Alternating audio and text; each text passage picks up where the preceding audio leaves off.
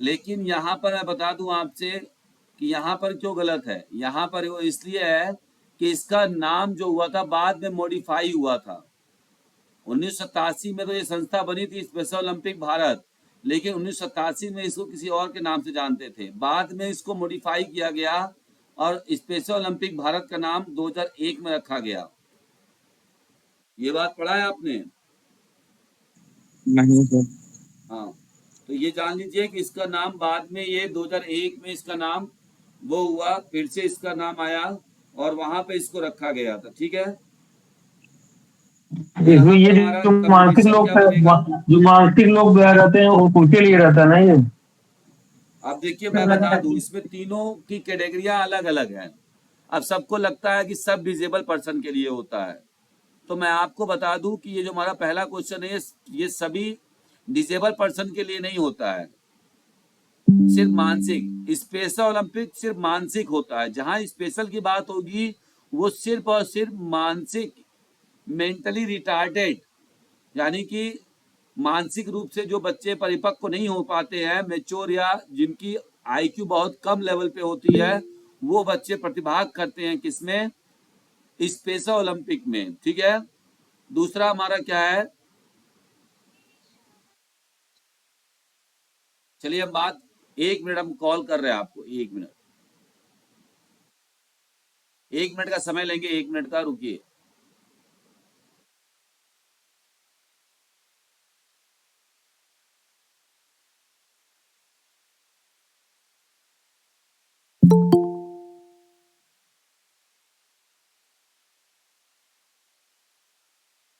बस 1 मिनट, आप लोग बस 1 मिनट का होल्ड रखिएगा।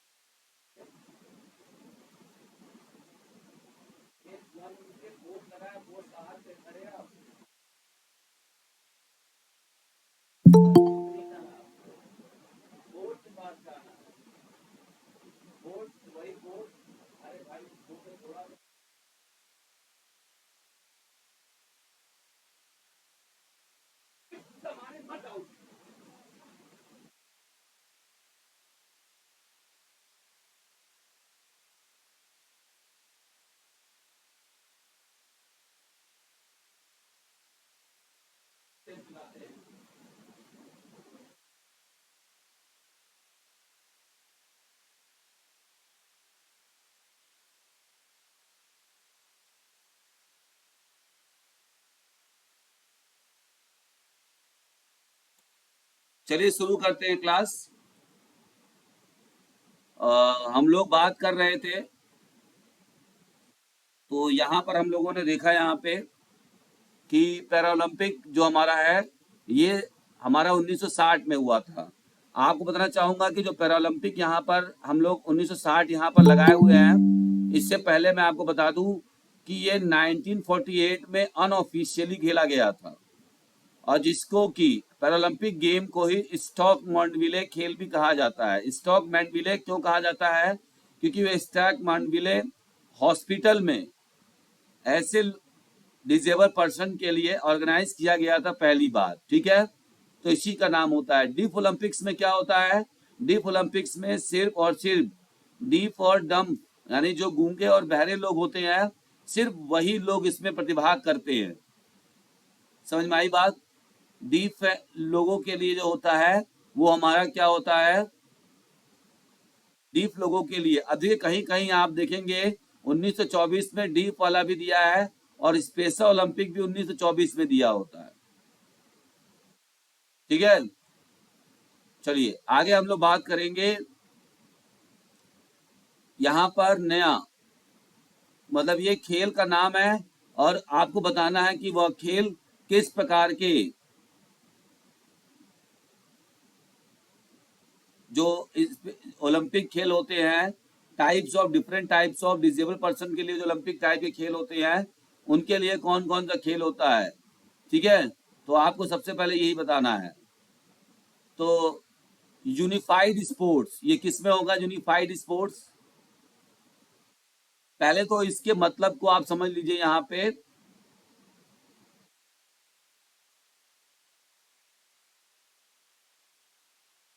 पे हम लोग कुछ करेंट, यहाँ पे हम लोग क्या करेंगे, कुछ स्टेटमेंट टाइप के क्वेश्चंस को देखेंगे, ठीक है।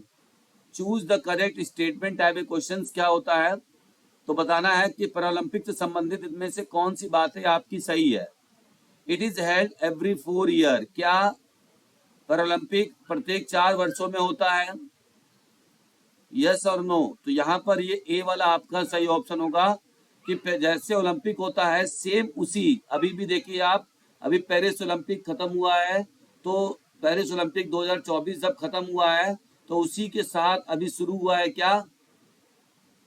पैरालंपिक। पेरिस में ही क्या शुरू हुआ है? पैरालंपिक भी शुरू हो गया, ठीक है। तो ये एकदम सही बात है कि ये पैरालंपिक भी क्या होता है, हर 4 साल पे होता है। It features athletes with physical disabilities, yes. B option भी सही है। It always take place in the same city as the Olympic, ये भी आपका सही है, ठीक है। It include sports like wheel chair basketball and sitting volleyball, ये भी सही है। It is organised by the International Olympic Committee, ये गलत है, ठीक है। तो ये IOC के द्वारा नहीं होता है, IPC के द्वारा होता है। इंटरनेशनल पैरा ओलंपिक कमेटी इसको ऑर्गेनाइज करती है। समझ में आई बात? तो यहाँ पर आपके ये ऑप्शन सही हो गए हैं, ठीक है। ये आपका सी ऑप्शन भी सही है, और ये बी वाला ऑप्शन हम लोग पूरे तरीके से करेक्ट नहीं मान सकते हैं। आगे बढ़ते हैं नेक्स्ट की तरफ। यहाँ देखते हैं select the accurate information about deaf Olympics. तो डीफ ओलंपिक्स पहली बार it was first held in 1924, ये ऑप्शन बिल्कुल सही है। It is held every 2 years, ये सही है और गलत है?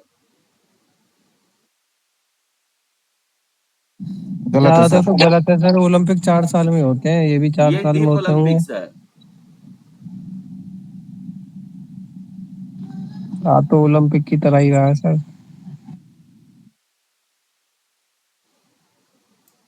देखिए जब आपने इस तरह के क्वेश्चंस करना शुरू कर दिया, ठीक है, तो आपके जितने भी कॉन्सेप्ट्स है ना वो एकदम अच्छे हो जाएंगे, उसमें आपको कोई भी प्रॉब्लम नहीं होगी कॉन्सेप्ट्स में, ठीक है।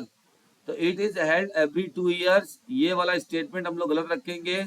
Only athletes with hearing impairments can participate, क्या इसमें वही पार्टिसिपेट करता है जिसको कि केवल श्रवण बाधित होता है एथलीट? सही है गलत है? सही है। मैंने भी बताया था डीफ मतलब क्या होता है, जो जो कान हाँ बोल ना पाए सुन ना पाए। हाँ, तो ये डीफ और डम्फ जो लोग होते हैं उनके लिए होता है। तो बी वाला ऑप्शन सही है, ए वाला गलत है, और ये हमारा सी भी सही है। तो बी और सी सही है। नेक्स्ट हमारा क्या होता है, it include sports like athletics, swimming and football. क्या ऐसा होता है? नहीं। जी। नहीं। फिर कौन से गेम होते हैं सर इसमें? हाँ, इसमें ये नहीं होता है। इसमें वॉलीबॉल होता है, ठीक है, इसका अलग होता है सिस्टम, ठीक है। आप डीप है तो आपके कान में पानी जाएगा, तो ये भी तो देखिए आप ना। सर आप वाली बुक में ये सब दिया है क्या, डीप ओलंपिक वगैरह के बारे में? हाँ हाँ गेम वगैरह सभी दिए हैं सर? हाँ, गेम नहीं दिया हुआ है उसमें, अरे लेकिन जो मेन ट्वेल्थ की इम्पोर्टेंट बुक में भी इम्पोर्टेंट है डीप चीजें ना वो सारी दी हुई ओलंपिक। हैं। कि इसको डीप ओलंपिक्स को इन्वेंशन किसने किया था, पहली बार कब खेला गया था, किस सिटी में खेला गया था, है ना, ये चीज है। तो ये वाला डी इसमें गेम ऑप्शन नहीं है? गलत है। It is also known as the world games for the deaf, ये सही है, ई वाला ऑप्शन सही है। तो यहाँ पर हम लोग क्या सही है जी। देखेंगे कि बी, सी और ई ऑप्शन सही है। तो जिसका भी बी, सी एंड ई वाला ऑप्शन है उसका सही है, ठीक है। कौन सी बुक में बता रहे थे अभी वो जो बोल रहे थे? वो हमारी एक बुक क्लास है, ट्वेल्थ की। शारीरिक शिक्षा एक अंतिम ब्रह्मास्त्र। अगर आपके पास नहीं नहीं है तो समझ लीजिए कि वाकई फिजिकल एजुकेशन को निकालने के लिए जो इस समय नोट्स चाहिए या जिस प्रकार की किताबें होनी चाहिए आपके पास, वो नहीं है, ब्रह्मास्त्र नहीं है आपके पास। किताब का नाम ही है शारीरिक शिक्षा एक अंतिम ब्रह्मास्त्र। और या तो सर फिर मैंने तो आज ये ऑर्डर आपने अगर, पैसे पे तो किए। सुनिए, अगर आपने इस बुक को नहीं लिया है तो मैं बता देता हूँ, इसको आपको ये नंबर पे कॉल करना है,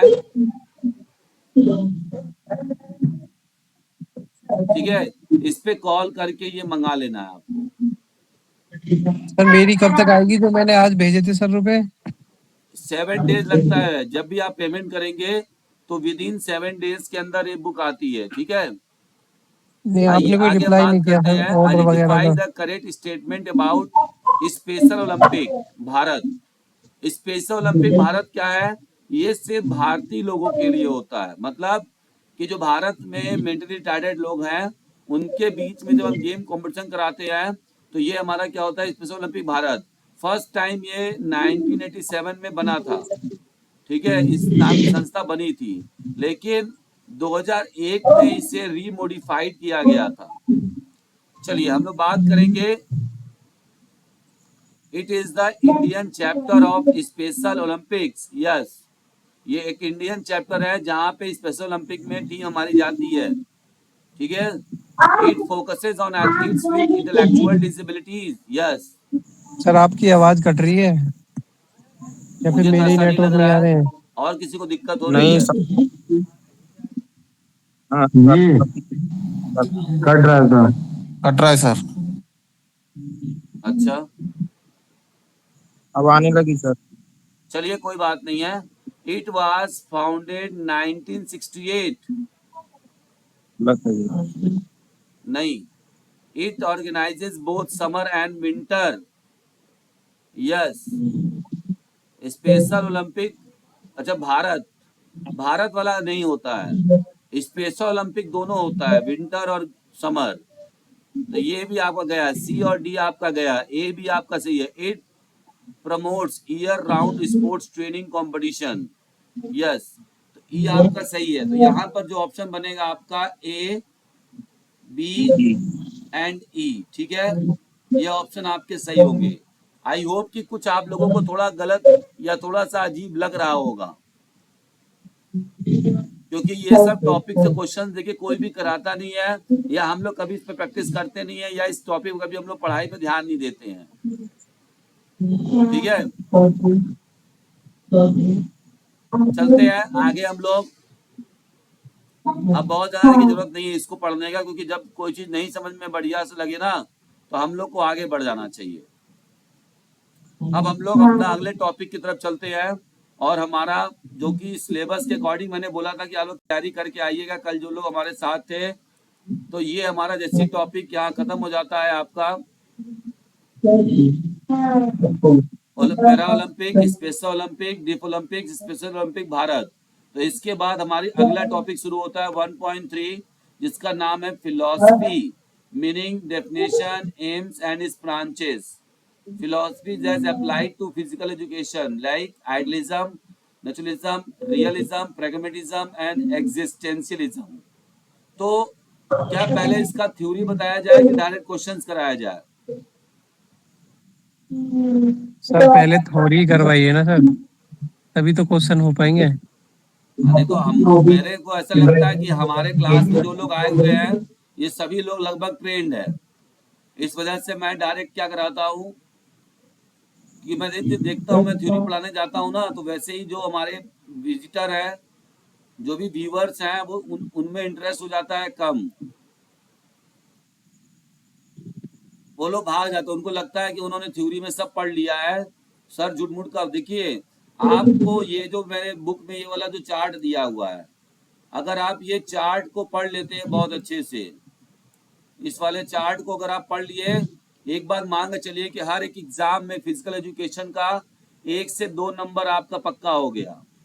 1 या तो 2 नंबर आपका पक्का हो गया। देखिए, किसी भी फिजिकल एजुकेशन के एग्जाम में अगर फिलोसफी तो क्वेश्चन पूछा जाता है, तो वहां पे या तो ये पूछा जाएगा कि जैसे आइडियलिज्म जो है, ठीक है, इसका दूसरा नाम क्या होता है, यानी कि अनदर नेम इसको और किस नाम से जानते हैं, तो कॉन्सेप्चुअलिज्म और स्पिरिचुअलिज्म के नाम से भी इसको जाना जाता है। तो इसका एक्सपोनेंट प्रवर्तक कौन थे इसके, तो यहाँ प्रवर्तक इसके कौन थे, तो इसके जो प्रवर्तक है वो प्लेटो थे, ठीक है। और प्लेटो कहाँ के रहने वाले थे, तो ग्रीक के रहने वाले थे। ये यहाँ पे कंट्री उनसे संबंधित है। समझ में आ रही बात? अधिक से अधिक आपसे यही 5 जो मैंने यहाँ पे दिया हुआ है, यही 5 के बारे में पूछा जाता है। और क्या पूछा जाता है अभी तक, जब स्टैटिक क्वेश्चन पूछे गए हैं, स्टैटिक क्वेश्चंस का मतलब है कि सीधे सीधे जब क्वेश्चन पूछे जाते हैं तो ऐसे ही पूछा गया है। या तो बोला जाएगा आपसे कि प्रकृतिवाद को और किस नाम से जानते हैं, तो प्रकृतिवाद को हम लोग मटेरियलिस्टिक के नाम से जानते हैं। और इसको, इसके जो प्रवर्तक थे वो एक्सपोनेंट इसके हैं आपके रूसो, ठीक है। रायली रूसो, मतलब नहीं, रायली रूसो तो भाई क्रिकेट के खिलाड़ी है, और ये फ्रांस के रहने वाले हैं, ठीक है, रहने वाले थे। नेक्स्ट हमारा क्या है, रियलिज्म। रियलिज्म को ऑब्जेक्टिविज्म भी कहा जाता है। ये जरूर याद रखिएगा, नाम, उसका अनदर नेम, किसने इसको एक्सपोनेंट किया था ये, और कहाँ के निवासी थे, तो अरस्तु ग्रीक के निवासी थे, ठीक है। इसी प्रकार से अगर आपको इनको याद करना, अधिकतर आज तक जो एग्जाम में देखा गया है वो यहाँ से 1 लाइनर क्वेश्चन देखा गया है अधिकतर। लेकिन कहीं कहीं जो फिलॉसफी आता है तो वहां से हो सकता है कि आपसे चूज द करेक्ट स्टेटमेंट या थोड़ा सा कॉन्सेप्चुअल बेस पे क्वेश्चन पूछा जाए। तो देखिए, आपको समझने के लिए मैं थोड़ा सा बस बताऊंगा। आदर्शवाद में हमेशा समाहित होगा क्या चीज है, आपको 2-3 कीवर्ड्स याद रखना है। आइडियलिज्म के अंदर आप क्या देखेंगे, स्पिरिचुअल। जब भी आप स्पिरिचुअल वर्ड्स देखिए, मोरल, मोरल वर्ड को देखेंगे, ठीक है, तो ये आपको किसको रिफ्लेक्ट करेगा, ये आपको आइडियाज, ठीक है, और ओवरऑल डेवलपमेंट, ये सारी चीजें जो होंगी वो आपका आइडियलिज्म के तहत होती हैं, इसको आइडियलिज्म कहते हैं, ठीक है। नेचुरलिज्म में सारी बातें नेचर की होंगी। जैसे नेचर में क्या है, नेचर में पेड़ पौधे, प्राकृतिक चीजें जो होती है, जैसे झरना, पहाड़, नदियां, ये सब चीजें क्या है, ये सब आपका नेचुरलिज्म में समाहित होता है। रियलिज्म में क्या होता है, रियलिज्म में यथार्थवाद, यानी कि जो चीजें प्रैक्टिकल होंगी, जो चीजें प्रैक्टिकल होंगी और साइंस बेस्ड होंगी, जिनको कि प्रैक्टिकली साइंस बेस्ड हम मान सकते हैं, उन्हें हम रियलिज्म कहते हैं, जिनको कि टच कर सकते हैं। समझ में आया बात? नेक्स्ट होता है प्रेगमेटिज्म। प्रेगमेटिज्म आपका एक्सपीरियंस बेस्ड होता है, ठीक है, ऑब्जर्वेशन से होता है। समझिएगा ध्यान से बात को, ठीक है। तो ये चीजें आपको समझना, अगर आपने ये कीवर्ड्स याद रख लिए तो इससे आपको क्वेश्चंस लगाने में दिक्कत नहीं होगी, ठीक है। आइए अब कुछ क्वेश्चन देखते हैं। पहले हम वन लाइनर स्टैटिक क्वेश्चन देखेंगे और इसके बाद हम लोग थोड़ा सा इसको लेवल को बढ़ाएंगे। तैयार है सभी लोग? आइए, ये कुछ पिछले पुराने क्वेश्चंस दिए गए हैं।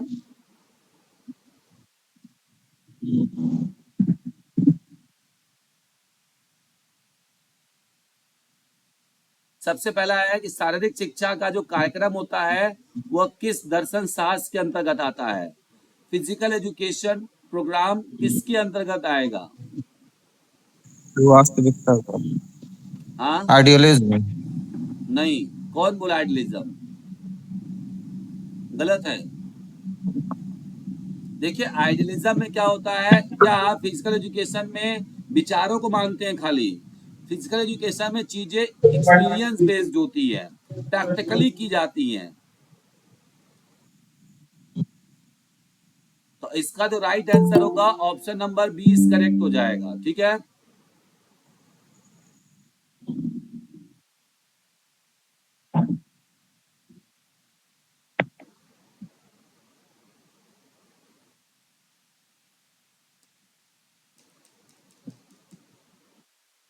चलिए आगे हम लोग बढ़ेंगे नेक्स्ट क्वेश्चन की तरफ। अगला क्वेश्चन देख लेते हैं। फिलॉसफी, देखिए ये आपका यूपी डाइट लेक्चरर 2014 के क्वेश्चन में पूछा गया था। Philosophy of physical education is related to, अभी हमने बताया आपको, हमेशा याद रखिएगा कि कभी भी अगर सिंगल पूछेगा तो प्रैग्मेटिज्म को ध्यान रखना है। बाकी अगर दो तीन पूछा साथ में तो प्रैग्मेटिज्म भी होता है, ठीक है, रियलिज्म भी होता है, ठीक है, क्योंकि यथार्थ पे बात करता है शारीरिक शिक्षा की जो फिलॉसफी है। नेक्स्ट हम बात करेंगे विच फिलॉसफी ऑफ फिजिकल एजुकेशन, यानी शारीरिक शिक्षा के किस दर्शन को प्रयोगवाद की संज्ञा दी जाती है? एक्सपेरिमेंटलिज्म भी कहा जाता है। प्रैग्मेटिज्म। हाँ, प्रैग्मेटिज्म। प्रेगमेटिज्म को, ठीक है। आगे हम बात करेंगे philosophical research is also called, दार्शनिक शोध को यह भी कहा जाता है। नहीं पता भैया वाले में क्या हूँ, बहुत हर जगह मछली नीचे अलग अलग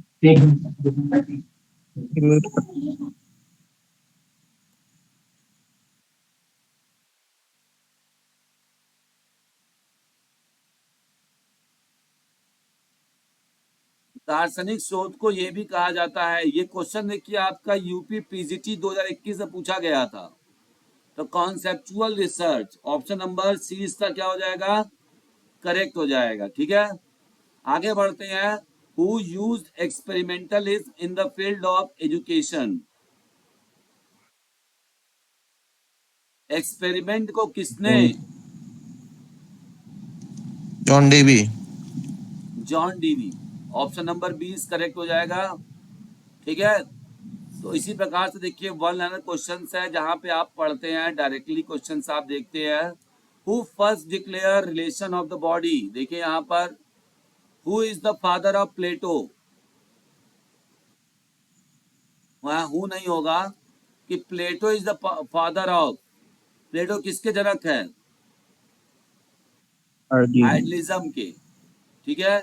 option number A is correct हो जाएगा, ठीक है। यहां लिखा है who was the founder of naturalism, Rousseau. Option number D is correct, Rousseau. देखिए हम लोग एक लाइनर कितना जल्दी बता पा रहे हैं। अभी मैं आपसे लगवाऊंगा जब स्टेटमेंट वाले क्वेश्चंस तो आप ही लोग गलतियां कर देंगे। चलिए अब हम लोग चलते हैं, थोड़ा सा क्वेश्चंस देखते हैं जहां पर कि इस प्रकार के क्वेश्चंस आए हुए हैं, ठीक है। चलिए तो सबसे पहले हम लोग क्वेश्चंस को देखते हैं। यहाँ पर choose the correct statement, definition of philosophy, इसमें से फिलॉसफी के डेफिनेशंस को सबसे अच्छे तरीके से कौन डिनोट करता है? Philosophy is the study of fundamental nature of knowledge, reality and existence. सही है गलत है? क्या दर्शन शास्त्र ज्ञान वास्तविकता और अस्तित्व की मौलिक प्रकृति का अध्ययन कहलाता है? यस, सही। Option number A is correct होगा। Philosophy include the study of social behaviour in living organism. नहीं, ये सोशलॉजी हो जाएगा। ठीक है, philosophy does not involve critical thinking और रीजनिंग, ऐसा नहीं है। फिलोसफी इन्वॉल्व होता है। Philosophy is concern with the principle and knowledge of the human mind. Yes, D is correct हो जाएगा। ठीक है, philosophy is purely about practical experiment, ऐसा नहीं है। क्योंकि अगर ऐसा होता तो आइडियलिज्म कि जो कि विचार से बना हुआ है, ये संभव हो पाता? नहीं हो पाता।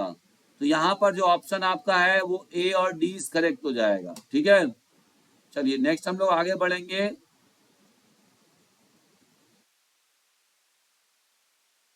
यहाँ देखते हैं हम लोग, choose the correct statement about idealism. तो idealism emphasise the mind and spirit over the body. क्या आदर्शवाद शरीर की तुलना में मन और आत्मा पर ज्यादा जोर देता है? हाँ जी सर। सही है। नेक्स्ट यहाँ पे है, idealism promotes the idea that physical fitness is of utmost importance. आदर्शवाद इस विचार को बढ़ावा देता है कि शारीरिक फिटनेस सबसे महत्वपूर्ण है, ऐसा नहीं है।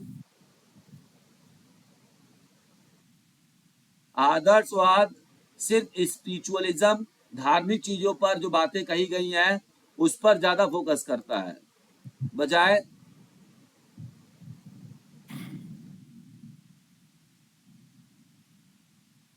जो लोग इसको मानते हैं। ठीक है, आदर्शवाद क्या है? आदर्शवाद सिर्फ विचारों पर अध्ययन करता है, और विचार में क्या आते हैं, जैसे जो हमारे पूर्वज या हमारे जो लोगों ने या ग्रंथों में जो बातें कही गई हैं, या हमारे जो हॉली बुक है, पवित्र हमारी रचनाएं जो है, जैसे गीता है, रामायण है, कुरान है ना, ये सब चीजें जो है, इन ग्रंथों में जो बातें लिखी गई है, सिर्फ उन ग्रंथों में क्या लिखी गई है, उनका कोई प्रैक्टिकल रूप होता है क्या? उनका कोई प्रैक्टिकल है? उनको प्रैक्टिकली करके प्रूफ किया जा सकता है उनकी बातों को?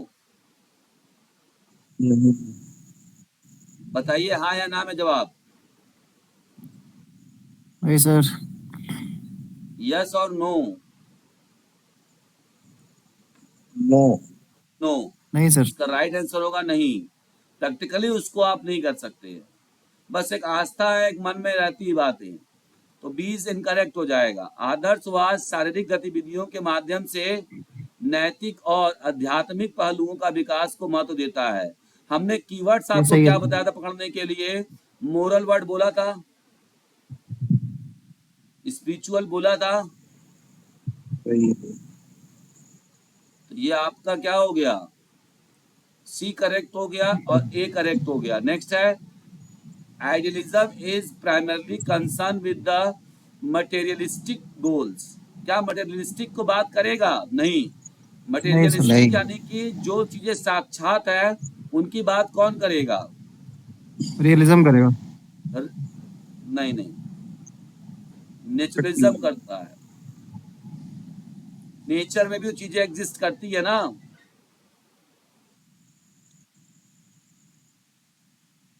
नेचर में भी तो चीजें एग्जिस्ट करती हैं।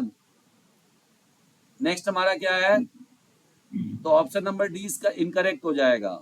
Idealism encourages the uses of scientific methods in teaching physical education.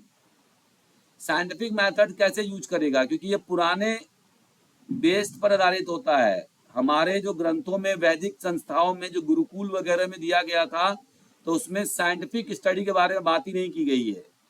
Scientific method नहीं है पढ़ाने का। एक ही मेथड बताया गया था कि जो गुरु होता है वो लेक्चर देता है। ठीक है, लेक्चर मेथड वहां पे चलेगा आपका। समझ गए आप? तो इसका मतलब जो ई ऑप्शन है वो भी क्या हो गया? गलत हो गया। तो यहाँ पर सिर्फ 2 ऑप्शन आपके सही हो गए, ए और सी, बी आपका गलत है।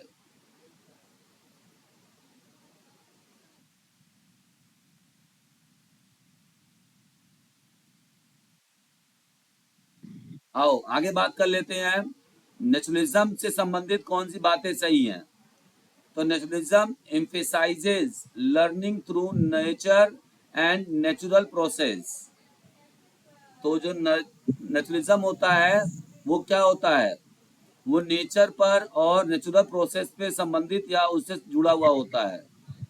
प्राकृतिक व प्रकृति और प्राकृतिक प्रक्रियाओं के माध्यम के से सीखने पर जोर देता है। सही बात है। तो ऑप्शन नंबर ए क्या हो जाएगा, करेक्ट है। नेचुरलिज्म प्रमोट्स द आइडिया, कभी भी नेचर आइडिया नहीं देगा। नेचर क्या देता है, ये आइडिया कौन देगा, तो आइडियलिज्म देगा। ठीक है। नेक्स्ट यहाँ पे है, naturalism values the individuals natural development and instinct. तो नेचुरलिज्म क्या होता है, वो बच्चों को, एक चीज और समझिएगा, नेचुरलिज्म में एक वर्ड यूज होता है फ्रीडम। मतलब वो कहता है कि अगर बच्चों को सीखना चाहते हैं, बच्चा कुछ भी सीखना चाहता है तो उसे नेचर में छोड़ दीजिए। आपको याद होगा, मैं एक एग्जांपल दे रहा हूं, इसमें से कितने लोगों ने ब्रूसली का नाम सुना है, ब्रूसली का नाम सुना है? सुना है सर, सुना है। हाँ, ब्रूसली हाँ जी। सबसे अच्छे फाइटर माने जाते थे पूरे वर्ल्ड में एक समय। सही है जी। तो ब्रूसली इस समय सबसे अच्छे फाइटर माने जाते थे। आपको पता है ब्रूसली ने कहीं भी कराटे कुंफू कुछ भी नहीं सीखा था, किसी को उसका उनका कोई गुरु नहीं था। वो कुछ जंगल में रहते थे और जानवरों को देखकर, वहां के जो भी जानवर होते थे, जो भी पशु होते थे, उनको देखकर उनकी आवाजों को निकालना, उनकी तरह एक्टिविटी करना, करके ही उनकी तरह स्पीड से दौड़ना, उनकी तरह स्पीड लाना, उनकी तरह मजबूत बनना, ये सब उन्होंने किससे सीखा था, नेचर से सीखा था। पता है ये बात आपको?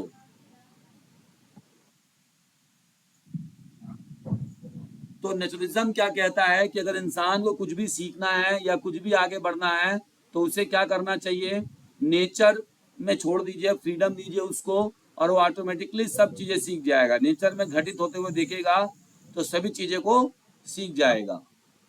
तो यहाँ पर आपका जो राइट आंसर होगा ए, सी और ई। ठीक है। तो देखिए ये चीजें जो मैं आपको बता रहा हूँ, क्या आपको अच्छा लग रहा है कि सिर्फ ऐसे ही मैं बता रहा हूँ, या मजा नहीं आ रहा है? हाँ सर, बिल्कुल। कुछ अलग लग रहा है कि आप लोग वही पुराना घिसा पिटा वाला क्वेश्चन करना चाहते हैं, यही वाला वन लाइनर वाला? आप जैसा बोलेंगे मैं उस प्रकार का क्वेश्चन लेकर आऊंगा। देखिए ये वाला क्वेश्चन लेकर आऊंगा। सर ये ठीक है। क्वेश्चन सर बेस्ट है। ये डी ट्रिपल एस भी चाहे नेट, ये पैटर्न आ रहा है हर जगह। लेकिन भाई बात यह ना कि आपको करनी तैयारी। आधे लोगों के दिमाग में पता नहीं क्यों यूपीटीजीटी घुसा हुआ है और उनको ऐसा लगता है कि यूपीटीजीटी के लिए ये क्वेश्चन सही नहीं है। वो जैसे ही आते हैं हमारे चैनल पर तुरंत ही भाग जाते हैं। 5 मिनट क्लास में रहेंगे, देखेंगे कि इस प्रकार के क्वेश्चन आ रहे हैं, उनको लगेगा कि उनसे उनको मैंने क्या दिखा दिया, उनको कोई भूत दिखा दिया मैंने, वो तुरंत भाग जाते हैं। जबकि एक सही मायने में मैं आपको बता दूं कि एक अच्छा प्रैक्टिस करता, जो वाकई अपने नॉलेज को चैलेंज करता है कि मैं किसी प्रकार के क्वेश्चन को कर पाऊंगा, उसको ऐसे ही क्वेश्चन में प्रैक्टिस करके अपनी नॉलेज को इंक्रीज करना चाहिए और कॉन्सेप्ट्स को अच्छा रखना चाहिए। और सर ये फ्रीडम जो आपने हाँ, फ्रीडम।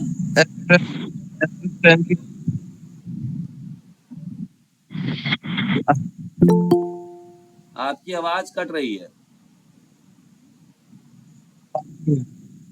चलिए कोई बात नहीं है, आज थोड़ा सा मुझे वर्क थोड़ा ज़्यादा है, वर्कलोड है, तो मैं अभी आज क्लास यहीं पे समाप्त करता हूँ। कल हम लोग फिर से मिलेंगे और जिसको भी ये किताब चाहिए ब्रह्मास्त्र, और मेरी दूसरी किताब है शारीरिक शिक्षा एक अंतिम योद्धा, तो ये इस नंबर पे कॉल करके प्राप्त कर सकते हैं।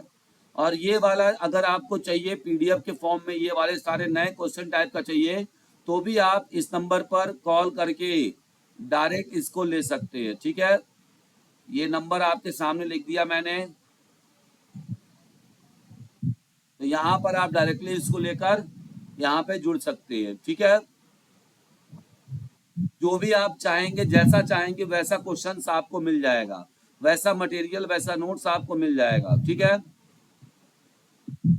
अभी तब के लिए इतना ही। कल मिलते हैं 9 बजे फिर से। सभी लोग 9 बजे जरूर आइएगा। कल हम लोग नए टॉपिक पर बात करेंगे।